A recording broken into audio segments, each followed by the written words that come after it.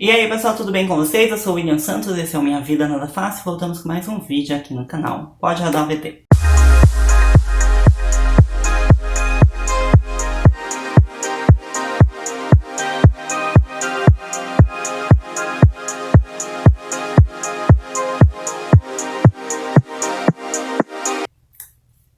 No vídeo de hoje eu vou comentar uma matéria que é de 22 de abril de 2018 e eu peguei hoje essa matéria, que é sobre um holocausto brasileiro, né? Foi considerado um holocausto brasileiro, que é um manicômio na cidade de Barbacena, em Minas Gerais, aonde centenas de homossexuais, mulheres, prostitutas, crianças, pessoas consideradas erradas na sociedade eram mandadas e eram tratadas com tratamento de choque, com fome, dor, né?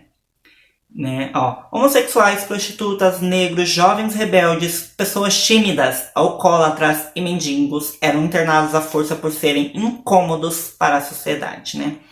Maiores horrores da nossa história aconteceu em Minas, em Barbacena, pouco conhecido hoje. O hospício de Barbacena foi um cenário de horror, dor e morte. Local comparado aos piores campos de concentrações nazista. As pessoas eram enviadas para Barbacena em vagões de cargas amontoados, como os nazistas faziam com os judeus, quando os enviavam para os seus campos de concentração. Daí a semelhança. Nesse hospício foram 60 mil pessoas mortas durante o seu funcionamento, que foi uma média de 16 pessoas por dia. Foi constatado que a maioria dos que lá foram internados não eram loucos, eram pessoas normais que foram parar no hospício pela maldade humana. Eram meninas que perderam a virgindade, bem como mulheres solteiras que engravidavam, que eram internadas pelas famílias para esconderem a vergonha de estarem grávidas, né?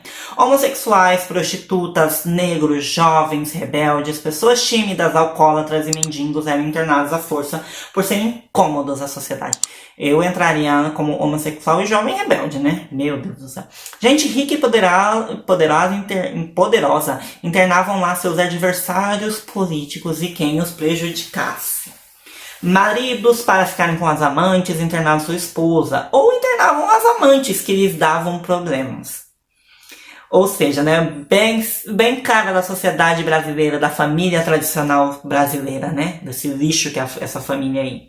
Internados acabavam ficando loucos de verdade, viviam num ambiente de solidão, humilhações e sofrimentos constantes. Andavam nus, bebiam água de esgoto, comiam fezes, bebiam urina e eram constantemente submetidos a altas descargas de energias elétricas. Muitos viviam acorrentados pelos pés e mãos, ou mesmo trancados em jaulas, como animais sem sequer sair para tomar sol. Os choques no hospício eram tão altos que até derrubavam os muros das casas. Meu Deus do céu, imagina um choque numa pessoa ser tão grande que derrubava os muros próximos, né? Ao longe se ouvia gritos de dor e de socorro, mas ninguém fazia nada. Imagina você tá toda noite morando ali perto e ouvir gente gritando, pedindo socorro e você simplesmente seguir a sua vida. Quem era levado para o hospício em Barbacena nunca mais voltava. Morriam pelas altas voltagens dos choques, de fome, de frio, por doenças causadas pela falta de higiene e de dor. Muita dor. As famílias dos que lá morriam eram informadas quando eram informadas da morte dos parentes internados meses depois, por carta ou telegrama. Nem tinham notícias de onde foram sepultados ou o que fizeram com os restos mortais dos que lá morriam. Sabe aquela novela da Clara, eu não lembro o nome da novela, mas ela é internada no hospício pela sogra, porque a sogra queria explorar as terras delas com esmeralda. É mais ou menos um hospício daquele jeito ali, né, em Barbacena. Era um monte de atomolado, né? As pessoas eram jogadas nesse lugar e ficavam lá pra vida, né? Até que a Clara conhece uma mulher que foi internada pela neta, e essa mulher doou uma herança muito grande pra ela. Mas, cara, sinceramente, é horrível mesmo. né? Hoje o hospício foi desativado, graças a Deus. Virou um museu que conta a história da loucura. A dor, os gritos, choques, choros e mortes ficaram no passado e na alma de Minas Gerais e do Brasil. Só que essas dores é que nem a escravidão, né? A gente conta a história, mas releva, porque eles tratam como se nada tivesse acontecido. Eu acho que, manicômios assim, que deveriam ter muito mais no Brasil e no mundo inteiro, deveriam ter nas histórias, ter nos livros de história, ser ensinados nas escolas de como os nossos antepassados eram criminosos, eram pessoas ruins de verdade, como eram, né? Hoje o hospício era um hospício do governo e escolheram Barbacena para sediá-lo. Nesse local, milhares de pessoas, em sua maioria, foram internadas à força, vindas de todos os lugares de Minas Gerais e do Brasil. Uma mancha vergonhosa na história de Minas e de nosso país e um mar assombroso em perceber como o ser humano, por ser tão mau a ponto de cometer e permitir tanta desumanidade, tanta maldade para o seu próximo. Essa é uma história triste, história que há muitos não querem que venha à tona, que seja discutida ou que seja mostrada, né? Aqui, Holocausto Brasileiro, 60 mil morreram em manicômio, né? Milhares de mulheres e homens sujos, de cabelos desgrenhados e corpos esquálidos cercaram os jornalistas. Homens vestiam uniformes esfarrapados, tinham as cabeças raspadas e os pés descalços. Muitos, porém, estavam nus. Luiz Alfredo viu um deles se agachar e beber água do esgoto que jorrava sobre o pátio. Nas banheiras coletivas haviam fezes e urina no lugar de água. Ainda no pátio, ele presenciou o momento em que carnes eram cortadas no chão. O cheiro era detestável, assim como o ambiente, pois os urubus espreitavam a todo instante. Ai, gente.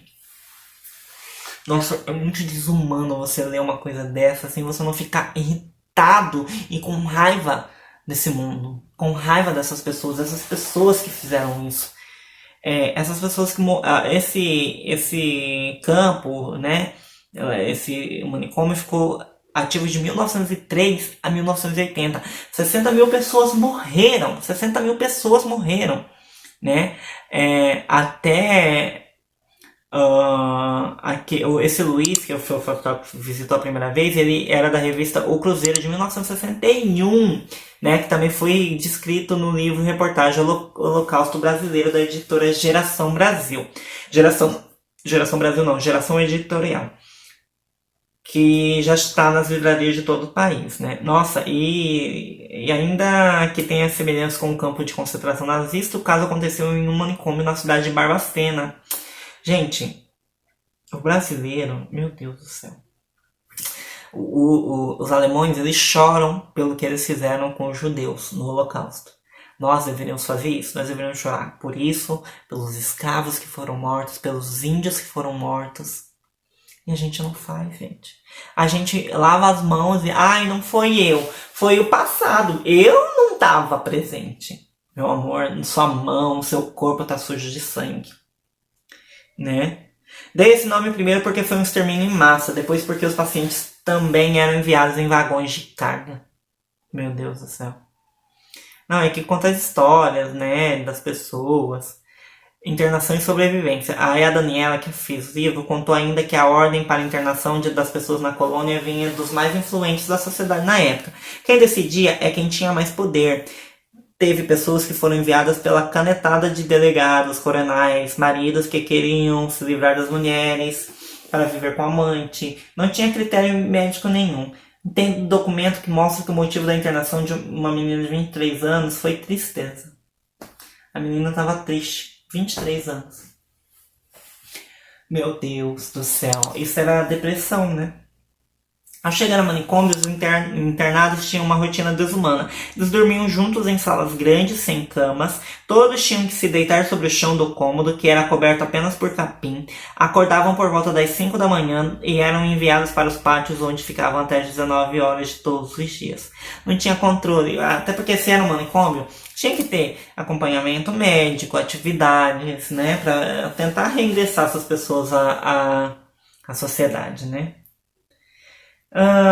Também diz que Barbacena é uma cidade muito fria, né? E as pessoas eram mantidas nuas nos pátios em total ociosidade.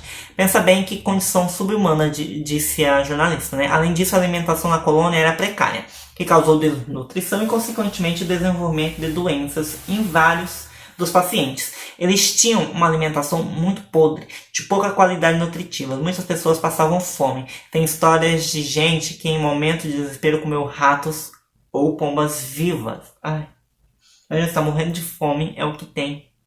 Né? Rato passeando ali, pombas no pátio. Ai, meu Deus do céu. As pessoas acabavam tendo sede e bebiam urina ou esgoto porque tinha fossas no pátio, não tinha nenhuma privacidade. Até 1979 era assim, faziam xixi e cocô na frente de todo mundo. Meu Deus do céu. O fato dos homens, mulheres e até crianças ficarem pelados o tempo todo criava um clima de promiscuidade no manicômio. Há relatos de mulheres que foram estrupadas por funcionário, né? Ela fala aqui, consegui depoimentos nesse sentido, de estupro e abuso sexual, mas não consegui provar. Tem um caso de uma mulher que disse que ter engravidado de um funcionário.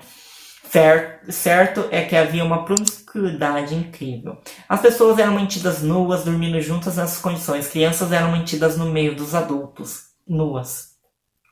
Lamentou, além das condições insalubres, o hospício chegou a ter 5.000 pessoas ao mesmo tempo, enquanto a capacidade original era para 200 pacientes por vez. Nesse período, a maior lotação, morriam 16 pessoas por dia. Não era uma coisa determinada, não existia uma ordem para matar. As coisas foram se banalizando. Um funcionário via que o outro fazia tal coisa com o paciente e repetia. As pessoas deixaram as coisas acontecerem. Não tinha essa coisa de vamos fazer com essa finalidade, era exatamente por omissão. Né? Aí também teve a venda de corpos, né? Mas a morte dava lucro. A autora do livro conta que encontrou registro de venda de 1.853 corpos de 1969 a 1980. Isso que foram registrados, né? Desde 1903. Imagina essas pessoas que foram estudadas vivas. Né? Imagina o quanto de pessoas que sumiram, né? Foram vendidos esses corpos para a Faculdade de Medicina. O que a gente não sabia e conseguimos descobrir, com a ajuda da coordenação do Museu da Loucura, foi que em 1853 corpos foram vendidos para 17 faculdades de medicina do país. O preço médio era de 50 cruzeiros, um total de 600 mil reais. Se atualizarmos a moeda, né? Tem documento de venda da venda dos corpos de janeiro a junho de um determinado ano, por exemplo. A Universidade Federal de Minas Gerais recebeu 67 peças. Era como eles mencionavam os corpos, né? Virou peças. Peças. Depois de algum tempo, o mercado deixou de comprar tantos cadáveres. Os funcionários passaram, então, a decompor os corpos dos mortos com ácido no pátio da colônia, diante dos próprios pacientes, para comercializar também as ossadas. Ai, eu já tinha lido essa notícia, mas eu não consigo.